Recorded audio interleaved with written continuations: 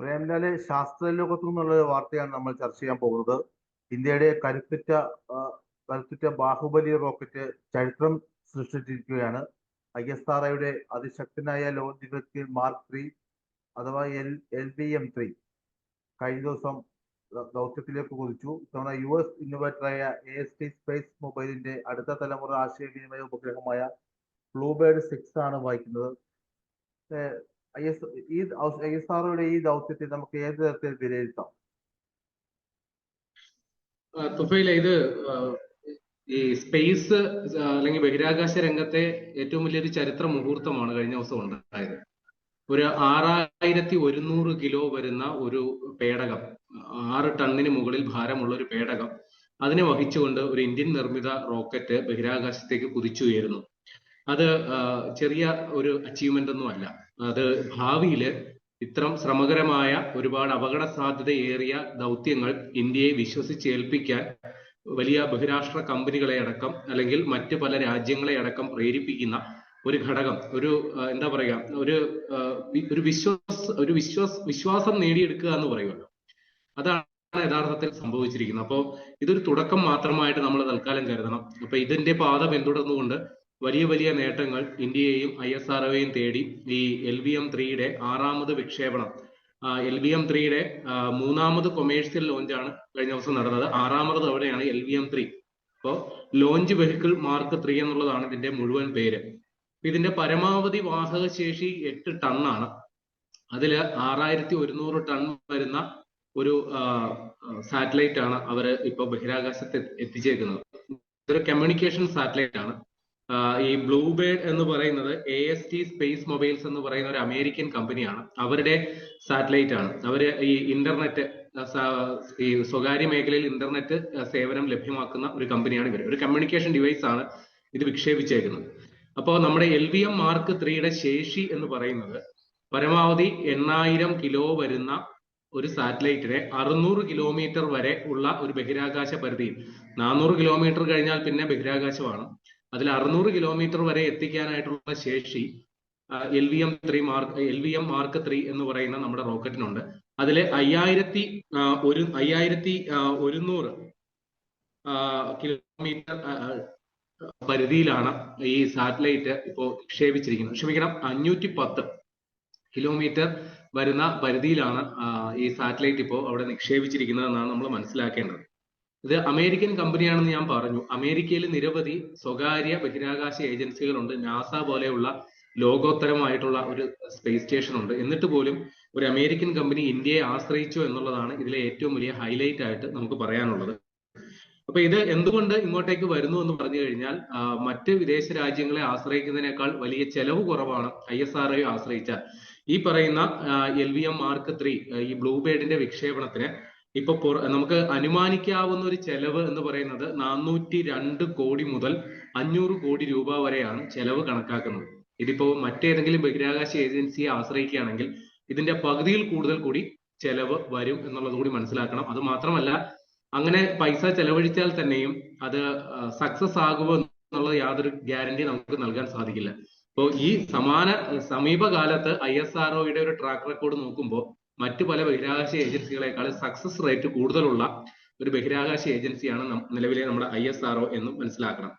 അപ്പൊ ഇതില് ഈ LVM മാർക്ക് 3യുടെ വിക്ഷേപണത്തിൽ തീർച്ചയായിട്ടും നമ്മുടെ കേരളത്തിനും അഭിമാനിക്കാൻ ഏറെയുണ്ട്. കാരണം ഈ ബഹിരാകാശ വാഹനം എന്ന് പറയുന്നത് ഇന്ത്യയെ സംബന്ധിച്ച് വളരെ പ്രധാനപ്പെട്ടാണ്. കാര്യം നമ്മുടെ ചന്ദ്രയാൻ 2, ചന്ദ്രയാൻ 3 ദൗത്യങ്ങൾ LVM മാർക്ക് 3യിലാണ് നടത്തിയത്. നമ്മൾ ഉദ്ദേശിക്കുന്ന ഗഗൻയാൻ ദൗത്യം അത് ഈ LVM-3 മാർക്ക് റോക്കറ്റ് ഒന്ന് ഭേദഗതി വരുത്തി ചെറിയ മാറ്റങ്ങളൊക്കെ വരുത്തിയാണ് അതിനും സജ്ജമാക്കുന്നത്. അപ്പൊ ഇതിനു വേണ്ടിയിട്ട് നമ്മൾ ഈ മാർക്ക് 3 റോക്കറ്റിന്റെ ആ ഒരു ചിത്രം മനസ്സിലോട്ട് കൊണ്ടുവന്നാൽ ഒരു രൂപം കിട്ടും. കാര്യം ഒരു പ്രധാനപ്പെട്ട ഒരു സിലിണ്ടർ ആകൃതിയിൽ ഒരു സംഗതിയും അതിന്റെ സൈഡിലായിട്ട് 2 സംഗതികൾ കൂടിയുണ്ട്. അതിനെ S-200 എന്നാണ് വിശേഷിപ്പിക്കുന്നത്. അത് നമ്മുടെ തിരുവനന്തപുരത്തെ വിക്രം സാരാഭായ് സ്പേസ് സെന്ററിലാണ് അത് ഡിസൈൻ ചെയ്തിരിക്കുന്നത് എന്നുള്ളത് കൂടി ഓർക്കണം. അപ്പോൾ ഈ LVM മാർക്ക് 3യുടെ വിജയത്തിൽ കേരളത്തിലും ഒരു പങ്കുണ്ട്. അപ്പൊ ഈ ബൂസ്റ്റർ റോക്കറ്റ് എന്നാണ് അതിനെ ശാസ്ത്രീയമായിട്ട് വിളിക്കുക. ഇത് നമ്മളെ ഇവിടെ നിന്ന് നമ്മുടെ ഭൗമോപരിതലത്തിൽ നിന്ന് ഇതിനെ തൊടുത്തു വിടുമ്പോൾ ആദ്യം ഈ ബൂസ്റ്റർ റോക്കറ്റാണ് ജ്വലിക്കുക. അത് ഏതാണ്ട് 113 സെക്കൻഡ് വരെ ഈ ബൂസ്റ്റർ റോക്കറ്റ് ആയിരിക്കും പ്രവർത്തിക്കുക. അതിനുശേഷമാണ് രണ്ടാം ഘട്ടം ആരംഭിക്കുക. രണ്ടാം ഘട്ടത്തിലാണ് ആ പ്രധാനപ്പെട്ട ആ സിലിണ്ടർ ആകൃതിയിലുള്ളത് അതിലേക്ക് വരിക. അപ്പൊ അത് ഏതാണ്ട് ഈ 113 സെക്കൻഡിൽ ഈ ബൂസ്റ്റർ റോക്കറ്റുകളുടെ പ്രവർത്തനം നടക്കുമ്പോൾ തന്നെ ഈ രണ്ടാം ഘട്ട ജ്വലനം ആരംഭിക്കും. അങ്ങനെ ഈ 134 സെക്കൻഡില് ഈ S-200 അതായത് ആ ബൂസ്റ്റർ റോക്കറ്റുകൾ പൂർണ്ണമായി പ്രവർത്തനം നിർത്തി അതിൽ നിന്ന് വേർപെടാൻ തുടങ്ങും. 137 സെക്കൻഡില് ഈ നടുക്കുള്ള ആ പ്രധാന സിലിണ്ടർ ആകൃതിയിലുള്ള ആ പറയുന്ന ഭാഗത്തിന്റെ ജ്വലനം ആരംഭിക്കും. അപ്പൊ അതിനുശേഷം ഏതാണ്ട് 217 സെക്കൻഡിലാണ് ഇതിന്റെ മൂന്നാമത്തെ സ്റ്റേജിലേക്ക് കടക്കുക. മൂന്നാമത്തെ സ്റ്റേജില് ഈ നടുക്കുള്ള ആ ഭാഗത്തിനെ നമ്മൾ L110 എന്നാണ് വിളിക്കുക. അപ്പൊ അതിന്റെ പ്രവർത്തനം കഴിഞ്ഞിട്ട് വീണ്ടും ഒരു സെപ്പറേഷൻ നടക്കും. സെപ്പറേഷൻ നടന്നിട്ട് മൂന്നാമത്തെ ഭാഗത്തിലോട്ട് കടക്കും. അപ്പൊ ഇതിന്റെ ഏറ്റവും ഉയർന്ന ഭാഗത്താണ് ഈ മൂന്നാമത്തെ ജ്വലനം നടക്കുക. അപ്പൊ അവിടെ 313 സെക്കൻഡിലായിരിക്കും മൂന്നാമത്തെ സ്റ്റേജ് ആരംഭിക്കുക. അത് കുറെ കൂടി ത്രസ്റ്റ് കൂടുതലുള്ള ഒരു സംഗതിയായിരിക്കും. അവിടെ ലിക്വിഡ് ഫ്യൂവൽ ആയിരിക്കും ഉപയോഗിക്കുക. അപ്പൊ അതിനുശേഷം വളരെ വേഗത്തിൽ ഈ റോക്കറ്റ് കുതിച്ചുയരും. അങ്ങനെ 974 സെക്കൻഡില് ഈ സാറ്റലൈറ്റ് നമ്മൾ എവിടെയാണോ നിക്ഷേപിക്കാൻ ഉദ്ദേശിക്കുന്നത് അവിടെ ആ സാറ്റലൈറ്റ് അതിൽ നിന്ന് വേർപെടും. ഇതാണ് LVM Mark 3യുടെ ഒരു പൊതുവിലൊരു പ്രവർത്തന രീതി ഇങ്ങനെയാണ്. അപ്പൊ ഇവിടെ നമ്മൾ മനസ്സിലാക്കേണ്ടത് ഇത്രയും ഭാരമേറിയ ഒരു സാറ്റലൈറ്റിനെ ബഹിരാകാശത്ത് എത്തിക്കാൻ പറ്റുന്ന ശേഷിയില് ഈ പറയുന്ന വാഹനത്തെ ഈ ബഹിരാകാശ ഈ റോക്കറ്റിനെ നമ്മൾ രൂപപ്പെടുത്തി എടുത്തിട്ടുണ്ട് എന്നുള്ളതാണ്. അപ്പൊ ഈ നേരത്തെ കാര്യം കഴിഞ്ഞ നവംബർ 2-ാം തീയതി നമ്മൾ മറ്റൊരു സാറ്റലൈറ്റ് CMS-03 എന്ന് പറയുന്ന മറ്റൊരു കമ്മ്യൂണിക്കേഷൻ സാറ്റലൈറ്റ് കൂടി കഷ്ടിച്ച് ഒരു മാസത്തെ ഇടവേളയിൽ നമ്മളൊന്ന് വിക്ഷേപിച്ചതേ ഉള്ളൂ. അപ്പൊ അതിന് കഴിഞ്ഞ് തൊട്ട് ഈ പരിമിതമായ സമയത്തിനുള്ളിൽ അടുത്ത വിക്ഷേപണത്തിന് ഈ വാഹനം തയ്യാറായി സജ്ജമായി എന്ന് പറയുന്നത് അത് ചെറിയ കാര്യമല്ല. ISROയെ സംബന്ധിച്ച് വളരെ നിർണായകമാണ്. കാരണം മറ്റു പല സ്ഥാപനങ്ങളും ഇത്തരത്തിൽ ഇതേപോലെ ബഹിരാകാശ ദൗത്യങ്ങൾക്ക് വേണ്ടി ISROനെ ആശ്രയിച്ചാൽ അവർക്ക് കാത്തിരിപ്പിന്റെ പ്രശ്നം ഉണ്ടാകില്ല. കാരണം ഒരു ദൗത്യം കഴിഞ്ഞ് വലിയ കാലതാമസം ഇല്ലാതെ തന്നെ അടുത്ത ദൗത്യത്തിലേക്ക് ISROയ്ക്ക് കടക്കാനാകും എന്നുള്ളത് കൂടി ഈ ദൗത്യത്തിന്റെ ഭാഗമായിട്ട് തെളിയിച്ചിട്ടുണ്ട് എന്നുള്ളത് കൂടി നമ്മൾ മനസ്സിലാക്കണം. ഇനി ഈ പറയുന്ന ഞാൻ നേരത്തെ പറഞ്ഞ ഈ മൂന്നാമത്തെ ഭാഗം ജ്വലിക്കുമ്പോൾ അവിടെ 28 ടൺ ഇന്ധനമാണ് മൂന്നാമത്തെ ക്രയോജനിക് എഞ്ചിനിൽ നമ്മൾ ഘടിപ്പിച്ചിരിക്കുന്നത്. ഈ ക്രയോജനിക് എഞ്ചിൻ പൂർണ്ണമായിട്ടും ഇന്ത്യൻ നിർമ്മിതമാണ് എന്നുള്ളത് കൂടി നമ്മൾ ഓർക്കേണ്ടതാണ്. ഇനി രണ്ടാമത്തെ സ്റ്റേജിൽ ഏതാണ്ട് 115 ടൺ ഇന്ധനമായിരിക്കും ജ്വലിക്കുന്നത്.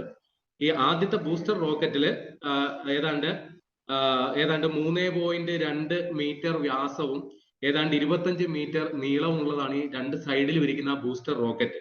ഈ മൊത്തം ഈ LVM Mark 3 നോക്കുമ്പോൾ ഏതാണ്ട് 43.5 മീറ്റർ ഉയരവും മൊത്തം വെയിറ്റ് 640 ടൺ ഭാരവും ഉണ്ടാകും എന്നുള്ളത് കൂടി നമ്മൾ മനസ്സിലാക്കണം.